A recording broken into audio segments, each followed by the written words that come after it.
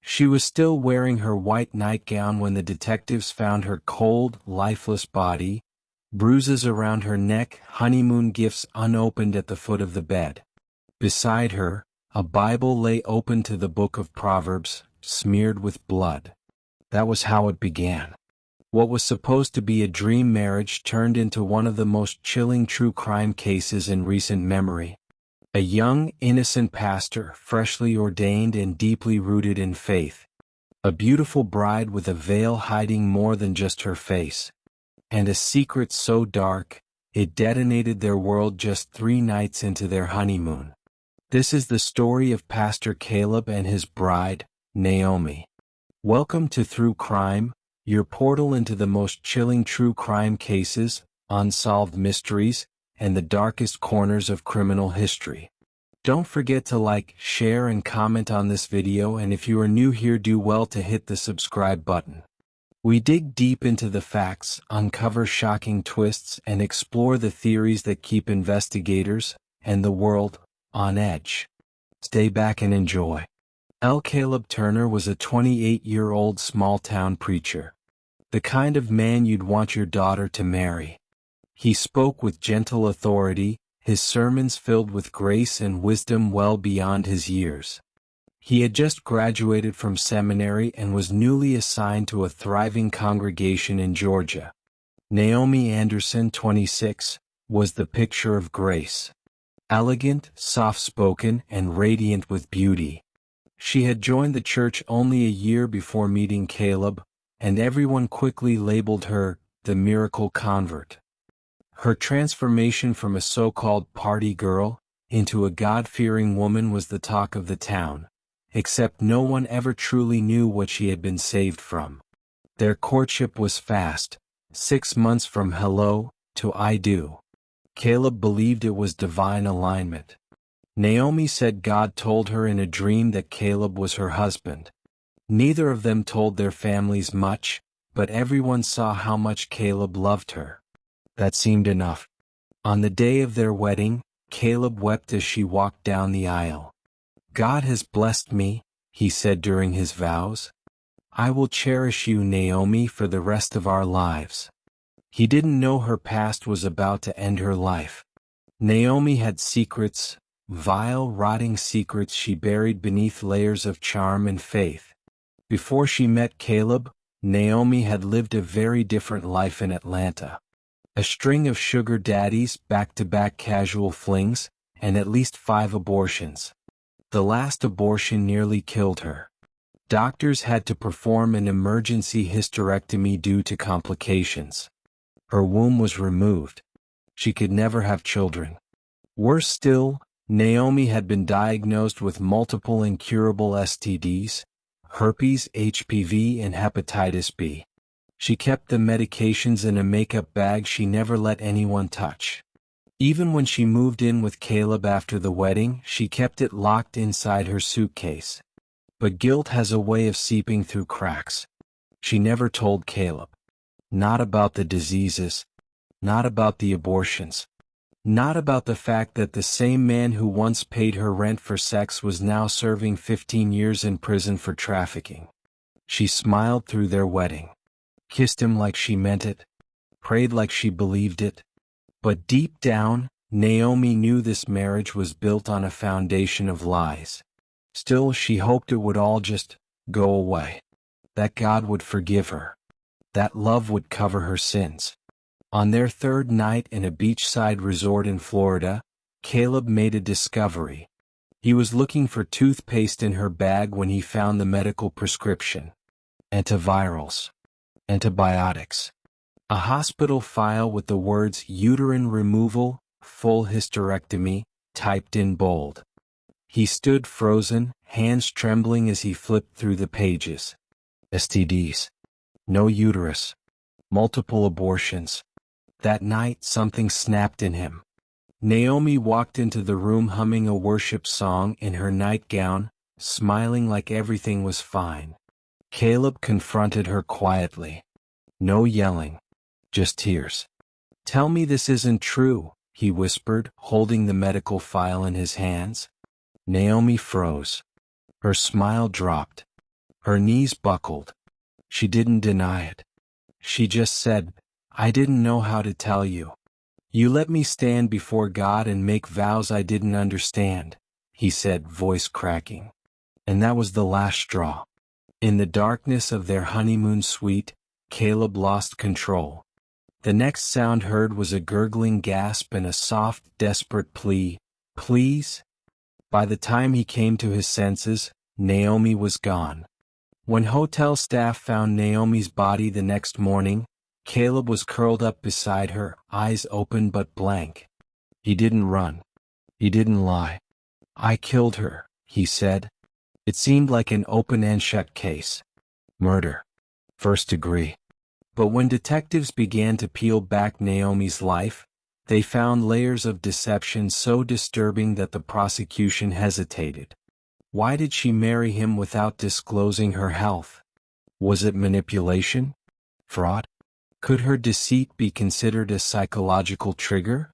Caleb's defense team argued, emotional entrapment. The prosecutor dug deeper, uncovering text messages Naomi had deleted but stored in the cloud. Chats with friends talking about locking Caleb down before he finds out, and starting a clean slate while he bankrolls your new life. One message read, "He's so innocent. I almost feel bad. But I'll finally have peace. He doesn't need to know everything." The courtroom was divided. Was she a victim? Or a manipulator who played with fire? Caleb went from being seen as a cold-blooded killer to a broken man, shattered by a truth he never deserved. The judge allowed psychiatric evaluations. The results were tragic. Caleb had no history of violence, no criminal past, just a severely traumatized psyche triggered by betrayal at its most intimate. Meanwhile, Naomi's parents, who had believed their daughter was reborn and pure, couldn't even look at her casket without tears of confusion and heartbreak. "She never told us anything," her mother wept. "We thought she changed." Here's where the irony crushed everyone. Caleb, who preached about grace, snapped because grace had been taken for granted. Naomi, who wanted to start a new life, destroyed the only person who truly loved her. The jury deliberated for days. In the end, they found Caleb guilty of voluntary manslaughter, not murder. He was sentenced to 8 years in prison. As he was led away, he looked at the courtroom and said, "I loved her. I really did. But she married me with a loaded gun in her purse and told me it was a Bible." This case broke the internet when it hit Reddit's true crime thread. People argued for weeks. Was Caleb a murderer or a victim? Was Naomi evil or just scared? But one thing was clear. Secrets don't stay buried. And love, no matter how sincere, cannot survive in the shadows. 6 months after Caleb's sentencing, a woman came forward claiming to have known Naomi from her Atlanta days. She had texts, photos, and a chilling voicemail that suggested Naomi may not have told Caleb everything, not even close. And if what she says is true, Naomi's death may have saved Caleb from something even darker than betrayal. Her name was Janelle Reed, a former escort-turned-nurse who had once been Naomi's closest friend during her darkest years in Atlanta. Janelle watched Naomi's story explode in the news, but it was the mention of Caleb's heartbreak and the courtroom drama that finally pushed her to speak up. She sent a letter to the Turner family attorney. Inside were photos, messages, and the now infamous voicemail Naomi had sent her 3 weeks before her wedding. "He still watches me, Jay. He threatened to expose my past if I didn't marry Caleb. I feel like a pawn in a game I never agreed to play." That he, as it turned out, was Bishop Malcolm Jennings, a respected televangelist and Naomi's former spiritual mentor. Only it wasn't prayer he offered. It was something much darker. Detective Laura Bennett, who had worked Naomi's homicide case, was called back in as new evidence emerged. She had felt from the start that something was missing. Janelle told the detective Naomi was once groomed by Bishop Jennings at 18 when she joined a women's discipleship program in Atlanta. He paid for her apartment, her clothes, her trips, in exchange for silence about what happened behind closed doors. Naomi, according to Janelle, tried to break free several times. But each time she did, she'd receive anonymous threats, her photos would leak online, or her previous clients would mysteriously show up at her job. That's when she stopped fighting. That's when she decided to change her name, leave Atlanta, and join a small-town church, where she met Caleb. But Jennings followed her. He allegedly knew about Caleb, and he approved of the marriage. What? Detectives started to connect dots that no one had considered before. What if Naomi didn't just lie to Caleb out of shame or fear? What if she was forced into the marriage, as bait? Bishop Jennings had ties to a shadowy network of underground deliverance ministries that specialized in blackmail, exploitation, and laundering money under the guise of spiritual mentorship. Young, vulnerable women, usually former sex workers or addicts, were recruited, redeemed, and then used. Janelle described it as a cult disguised as a revival. And Caleb? He had just become the youngest pastor in Georgia to be ordained under a denomination that Jennings secretly funded. He never even knew. Bennett reopened the case. Phone records linked Jennings to Naomi's burner phone. Surveillance footage showed him near the Honeymoon resort just days before Naomi was killed. A wire transfer of $15,000 was sent to Naomi's account 2 days before her wedding, with the subject line, "For obedience." And then there was the chilling message found in Naomi's private journal. He said if I back out, he'll ruin Caleb. He said the marriage has to happen. That Caleb is being watched. I wish I could tell him. I wish I could run. That was dated 4 days before the wedding. The picture was becoming clearer. Naomi was a trap. And Caleb had no idea he was stepping into a spiritual war disguised as a holy matrimony. Detective Bennett requested to speak with Caleb in prison. When she showed him Naomi's journal, the voicemail, and the bank records, Caleb broke down for the first time in months. He had never known the depth of Naomi's suffering. And even in her deception, she had tried to protect him. She didn't kill me with lies, Caleb whispered. She died trying to shield me from them. What was once a clear-cut crime of passion now appeared to be a manipulated outcome orchestrated by something much more evil. Bishop Jennings was subpoenaed but went into hiding. Federal investigators joined the case as links to human trafficking and financial fraud within his ministries became evident. Naomi's name was cleared posthumously. Caleb's case was brought back into court under new circumstances. A motion for early release was filed, citing coercion, psychological manipulation, and external interference. Social media exploded again. #JusticeForCaleb trended. But the story wasn't over. A week before the court was to make a final decision on Caleb's release, an anonymous package was delivered to Detective Bennett. Inside was a flash drive. On it was a video Naomi had recorded 2 days before her wedding. In the video she's crying, hands shaking, makeup running. If you're watching this, I'm probably already gone. Caleb, I'm sorry. I wanted to tell you everything. I just couldn't. He said he'd kill you if I did. But there's one more thing you need to know. Cut to black. The last frame of the video? A hand reaching for Naomi's shoulder. A man in a bishop's ring. There was a brief moment at the end of the video. Only a single frame really, but it changed everything. The camera caught the bishop's face in the reflection of Naomi's tear-soaked mirror. And with it, the noose around his empire began to tighten. Pastor Caleb Turner, 6 months into an 8-year sentence for killing his bride Naomi, had gone from criminal to victim in the public eye.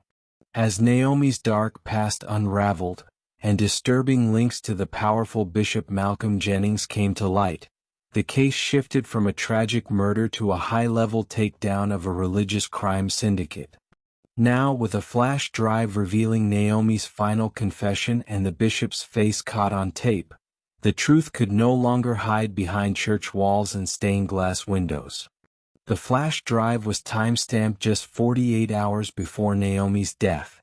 In the video, she's sitting on the edge of a hotel bed, dressed casually, no makeup, visibly shaken.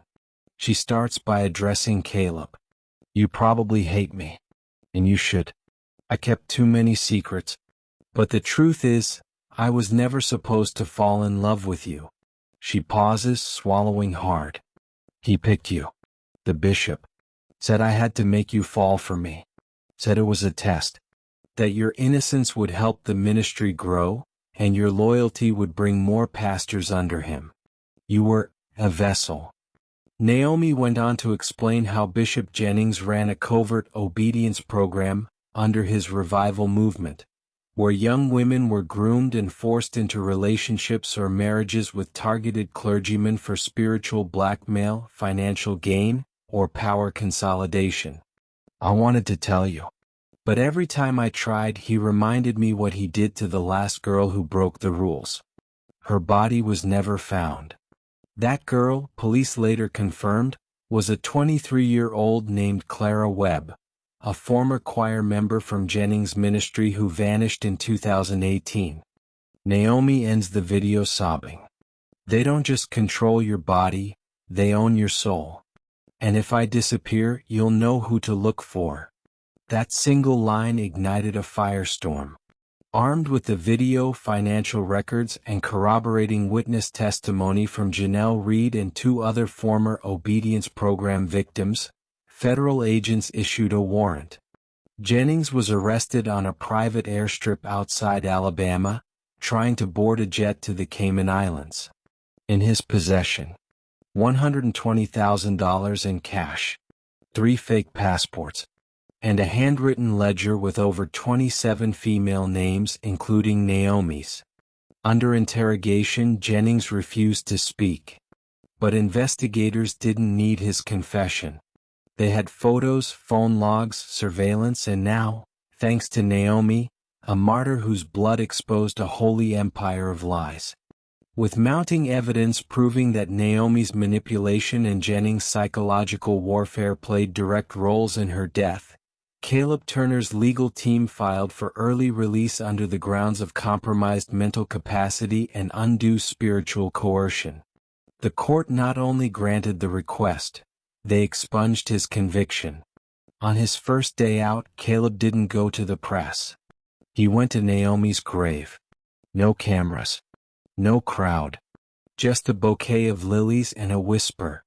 "You died trying to protect me, and I'll make sure the world knows the truth." Naomi's story sparked a wave of other women coming forward. Many had been part of Jennings' discipleship program, each one with nearly identical stories of grooming, abuse, and forced relationships. 2 women testified in front of a grand jury that Jennings threatened to release revenge porn if they ever spoke out. Another claimed she was sent to marry a pastor in California to keep him in Jennings' spiritual circle. The operation stretched across 14 states, with multiple shell ministries, offshore bank accounts, and dozens of manipulated marriages. Bishop Jennings now faces 43 federal charges including human trafficking, financial fraud, RICO conspiracy, blackmail, sexual exploitation, conspiracy to commit murder. He could face life in prison without parole. The church was shaken. A once beloved bishop was now exposed as a predator hiding in plain sight. Naomi, once painted as the deceiver, was now seen as a tragic heroine, a woman who died trying to do the right thing too late. Churches across the country began reviewing their mentorship programs. A Senate committee even opened an inquiry into tax-exempt organizations operating under spiritual authority abuse. One congresswoman said, "This isn't just about faith, it's about power. And power without accountability becomes a weapon." Though exonerated, Caleb emerged from prison a different man. Quieter, sadder, but more resolute. He started an organization called Shattered Veil, dedicated to helping victims of spiritual abuse and grooming in religious spaces. He toured churches not to preach but to educate, to pull back the curtain. During one event, a woman approached him with trembling hands and said, "I was in the same program. I was next in line after Naomi." He broke down. Again. 3 months after Jennings was indicted, a sealed file was leaked anonymously to a journalist who had been covering Caleb's story. Inside the file, a chilling directive typed on official church stationery read, "Turner is pure, naive, ideal for the Harvest Initiative. Marry him off quickly to gain access to his network. If he resists, compromise him." What shocked everyone wasn't the file itself, but the signature at the bottom. It wasn't Bishop Jennings. It was another high-ranking official, someone still active in the church. Someone close to Caleb. The conspiracy wasn't over. He wasn't the puppet, he was the puppeteer. And Caleb had shaken his hand, dined at his table, trusted him like a father. The betrayal wasn't just spiritual, it was surgical. The world thought Bishop Malcolm Jennings was the head of the snake. They were wrong. The leak of the sealed file revealed a deeper conspiracy. A name far more respected, far more dangerous, signed the directive that led Naomi into Caleb's life. Apostle David Langston, president of the Evangelical Alliance of America, global speaker, published author, and Caleb's spiritual mentor. This wasn't just abuse. It was systemic spiritual trafficking at the highest level. Investigators once believed the Harvest Initiative was simply Bishop Jennings' twisted operation.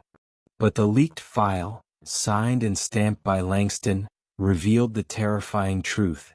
It was a network of elite church leaders, using ministry as a cover for financial extortion, grooming of vulnerable women, strategic marriages to gain denominational power, obedience-based loyalty programs with coercive contracts, global laundering of tithe and offering donations. Naomi wasn't a casualty. She was collateral damage in a decades-long plan to build an empire on fear, silence, and image. After Caleb's release, he had begun rebuilding his life, quietly working with survivors through his nonprofit, Shattered Veil. But the leaked document shattered any illusion that justice had been fully served. The man he trusted most, the one who prayed over his ordination, who welcomed Naomi with a smile, was the architect of it all. A spiritual father turned Judas. When investigators showed Caleb the file, he broke. He told me she was God's gift, that she'd complete my calling. He orchestrated it. Every word, every moment. I was just a pawn. Worse, Langston wasn't hiding. He was speaking at a national conference, shaking hands with senators, and launching a new global purity initiative. A man of God, cloaked in darkness. 3 weeks later, an anonymous whistleblower, believed to be a former staff member from Langston's ministry, sent an encrypted audio file to the Expositor, an investigative Christian outlet. The file was a private meeting between Langston and Jennings, recorded just 6 months before Naomi's wedding. Langston, "Turner is the key. He's too clean. We need him tied to the program." Jennings, "And if he resists?" Langston, "Then we ruin him.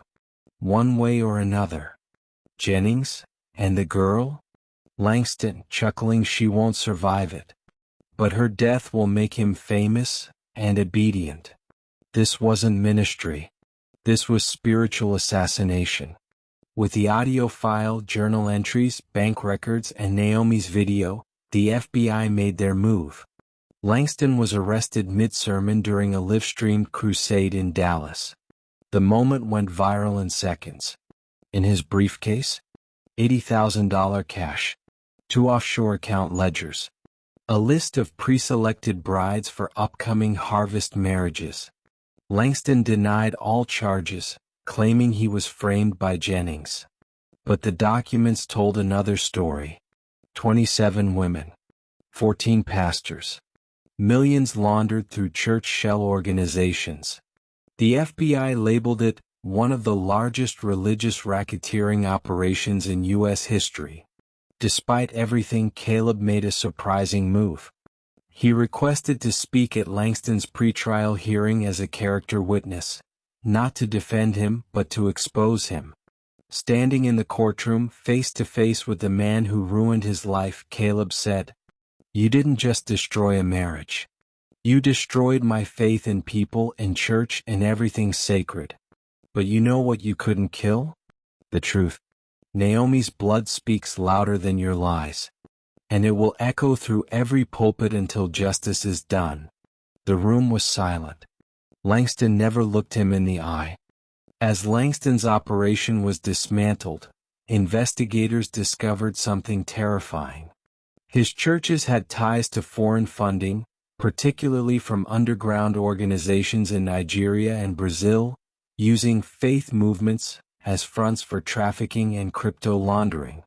One line from a seized email stood out. "Turner's fall will create a martyr. Martyrs draw crowds. Crowds bring offerings. Offerings build empires." The goal wasn't just manipulation. It was spiritual warfare as business. And Caleb? He was meant to be the product. As the dust began to settle, a woman stepped forward to speak with Caleb. She looked like Naomi, same eyes, same trembling voice. Her name was Rachel Moore, Naomi's half-sister. They hadn't spoken in years. Rachel had stayed out of the public eye. But now she had something to confess. She handed Caleb a sealed letter Naomi had written before the wedding. She'd never mailed it. "If you're reading this, I fail to tell you the full truth. My past isn't just filled with pain, it's filled with people. There's someone else you need to find. Her name is Rachel. She's not just my sister, she's part of the story. And she knows who really pulled the strings." Caleb froze. Rachel's eyes filled with tears. It wasn't just Langston. There's another. A woman. She's still out there. And she's worse. As Caleb stared down a new trail of secrets, one thing became clear. The web wasn't fully unraveled. The woman Rachel referred to? She was once Langston's protege. Now she leads one of the fastest growing online deliverance ministries in the country. Her followers call her Mother Prophet. And her name? Seraphina Knox. She doesn't need a pulpit. She has the internet. And from behind that camera, she's not preaching salvation. She's conducting spiritual warfare in the name of empire. Naomi was gone. Langston was in custody. Jennings was rotting in a federal holding cell. But the story wasn't over. Not even close. Because evil rarely dies, it mutates. And the woman Naomi warned about? She wasn't just surviving the collapse of the Harvest Initiative. She was thriving in its ashes. Her name was Seraphina Knox. A name whispered in both reverence and fear. To her millions of online followers, she was Mother Prophet. But to those who knew the truth, she was the queenpin behind the entire web. At first glance, Seraphina Knox seemed harmless. Charismatic. Beautiful. Always in white, always surrounded by candles, soft-spoken yet commanding. She ran a YouTube channel titled Heaven's Flame, boasting 2.4 million subscribers, offering prophetic deliverance, divine alignment marriages, soul-cleansing spiritual therapy, inner healing mentorship for sisters in sin. What most didn't know. Behind the veil of incense and spiritual poetry was a meticulously structured digital cult. She handpicked young women from broken homes and abusive pasts, groomed them online through Zoom mentorship, then funneled them into her bridal sanctification retreats, where they were matched with young pastors from churches aligned with her underground network. These weren't spiritual unions. They were arranged setups for control. Naomi had been one of the first. And now Seraphina wanted Rachel, Naomi's sister, as the next. Caleb didn't trust Rachel at first. How could he? Naomi had hidden so much. What if her sister was the same? But Rachel came with receipts, literally. Emails, DMs, screen recordings. Seraphina had approached her after Naomi's death, presenting herself as a grief counselor. But her language shifted quickly from healing to obedience. She offered Rachel prophetic matchmaking to restore her family's honor, promised a mantle of favor, and more disturbingly showed her photos of Caleb in prayer, taken without his knowledge. They still want you, Rachel told him. They want to rebuild their movement, through you. One night, Caleb received a package on his doorstep. No return address. No name. Inside was a small white box, wrapped in crimson ribbon. He opened it slowly. Inside was a vial of anointing oil. A note that said, "You are still the chosen." She only delayed the vision. And a wedding ring. It wasn't Naomi's. It was a new ring, engraved with the initials SK. Seraphina Knox had made her move. When Caleb tried to report Seraphina, he hit a wall. There were no formal complaints. No victims willing to speak. Every woman who had gone through Seraphina's programs publicly praised her. What? Because they were terrified. She controlled not only their beliefs, but their livelihoods, homes, and families. Many had cut ties with their pasts entirely under her direction. She was untouchable. At least, on the surface. Caleb and Rachel went underground. They needed eyes inside Seraphina's world. Enter Lena Wright, a former mentee of Seraphina. She had escaped after nearly being married off to a bishop in Ghana she'd never met. Lena had been silenced with NDAs and threats.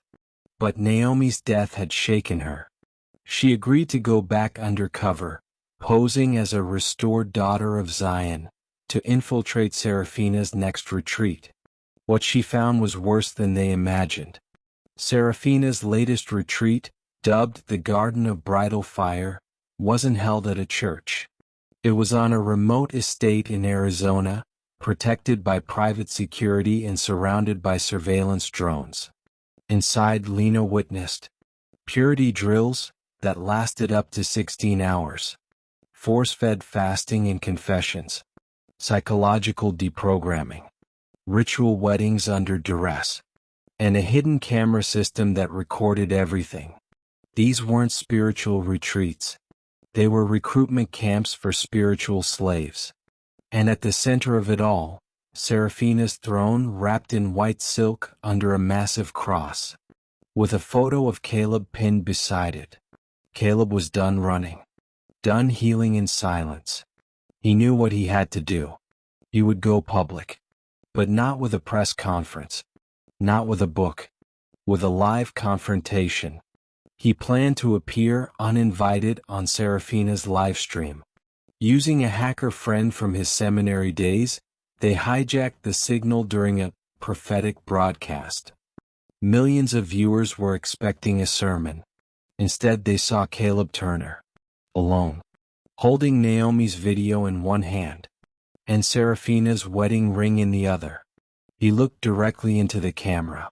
You use God to bind people in chains. You use prophecy like poison. But your house of lies is cracking. Naomi tried to warn me. Now I'm warning the world. Then he hit play. Naomi's face filled the screen. Her final words echoed across devices worldwide. It was raw, unfiltered, devastating. And Seraphina? She was watching. And for the first time, she didn't smile. The live stream was taken down within 15 minutes. But by then, it had already been screen recorded and shared over 80,000 times. Within hours, Seraphina shut down her YouTube channel, deleted her social media accounts and went completely offline. Federal authorities have reopened investigations. Survivors are beginning to speak. More whistleblowers are stepping forward. But Seraphina? She's nowhere to be found. Vanished. Some say she fled to South Africa. Others say she's still in the U.S. rebuilding underground. But one thing is certain. She's not done. And neither is Caleb. She fled justice. But she couldn't outrun the truth. And the moment her mask slipped, the empire she built on fear came crumbling down.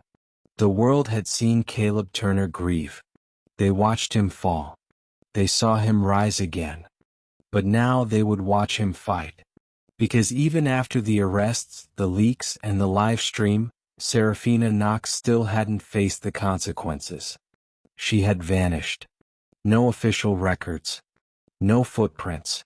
No signs of her at any of her former sanctuaries. Until one survivor came forward. A young girl named Maya, just 17. Maya had escaped one of Seraphina's soul sanctuaries in Cape Town, South Africa. She was scared, sick, and alone, but brave enough to speak. She described a mansion hidden behind a false ministry front called the River of Oil Global Fellowship. Inside, women locked away. No phones. Daily cleansing rituals. And a room they were never allowed to enter. The White Room. Where Seraphina held her most sacred ceremonies. Where Naomi had once been sent during her final days in the program. That was all Caleb needed to hear. He booked a flight to Cape Town. This time, not as a victim, but as a hunter. With help from a South African investigative group and former agent turned activist, Cabello Makona, Caleb and Rachel posed as a married missionary couple seeking deliverance training. It worked. They were taken into the River of Oil compound. Everything Maya described was real. Only worse. But when they reached the White Room, they found something they weren't prepared for. It wasn't just a place of spiritual manipulation. It was a shrine. To Naomi. Her wedding photo sat in the center. Candles surrounded it. Flowers laid beneath it. And taped on the mirror, handwritten in red ink. She died for the vision. You will live to carry it. Suddenly the door creaked. And there she was. Seraphina Knox. She was thinner now. Dressed all in white. No cameras. No followers. Just her. You followed the path, Caleb, she whispered. Just like I always knew you would. Caleb stepped forward. You used her. You lied to her. You killed her. She didn't flinch. I freed her, she said. From sin. From shame. From herself. Naomi was never yours, she belonged to the mantle. Rachel snapped. You built your empire on pain. It ends tonight. Caleb raised his phone, already streaming to a private server connected to multiple media outlets. The truth was finally being recorded live. No more shadows. Seraphina's face twisted, not in fear but in fury. You think they'll believe you? I am their healing. I am their mother. But it was too late. Within minutes, South African police, working with Interpol, raided the compound. They found 16 women illegally held, 3 dead bodies buried in shallow graves, and evidence of trafficking, extortion, and financial fraud spanning 4 continents. Seraphina Knox was arrested without bail. Her empire crumbled overnight. In the months that followed, the truth spread like wildfire. Naomi's story became a symbol of freedom for women trapped in religious manipulation. Caleb launched the Naomi Project, an international initiative to rescue victims of spiritual abuse. Over 100 women testified against Seraphina. Her trial was streamed worldwide. She was convicted of human trafficking, fraud, unlawful confinement, and conspiracy to commit murder. She received life imprisonment in an international prison. Bishop Jennings died in custody before trial. Apostle Langston was stripped of his titles and sentenced to 45 years. And Caleb? He returned to the small church where he once served as a young, hopeful pastor. But this time he preached a different gospel. Not of shame, not of performance, but of truth and healing. On the 1-year anniversary of Naomi's death, Caleb stood at her grave. He placed a single lily beside the stone. Then a woman approached. Not Rachel, not Lena, a stranger. She handed him a sealed envelope. She wanted you to have this. She wrote it before her wedding. Caleb opened it. Inside was a handwritten note in Naomi's voice. If I don't make it through this, it's not because I didn't love you. It's because I never believed I deserved you. But you were always my miracle. Promise me this, don't let them make you bitter. Stay kind. Stay true. Stay free. I'll be watching from the lilies. Tears filled Caleb's eyes.